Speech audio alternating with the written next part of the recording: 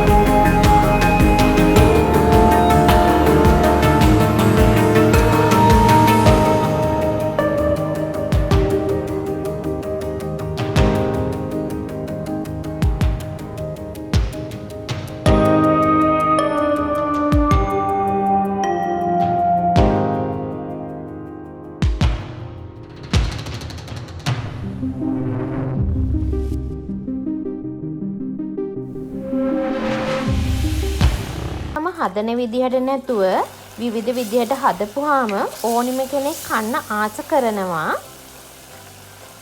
දැන් ඔයා කැරට් මාළුවට දාගත්තු දිය කිරි ටික අඩු වුණාට පස්සේ උක්කු පොල් කිරි ටිකක් එකතු කරගන්න. උක්කු පොල් කිරිත් ගොඩාක් එකතු කරගන්න එපා, ටිකක් එකතු කරගන්න. ගොඩක් එකතු කරොත් රස අඩු වෙනවා. දැන් මම කැරට් මාළුව හදාගෙන ඉවරයි. මේ වගේ කැරට් මාළුවක් හදලා කොහොමද කියලා කියන්න කමෙන්ට් එකකුත් දමන්න. ආයේ මේ වගේ වීඩියෝ එකකින් හමු වෙමු. බොහොම ස්තුතියි මගේ වීඩියෝ එක බැලුවට.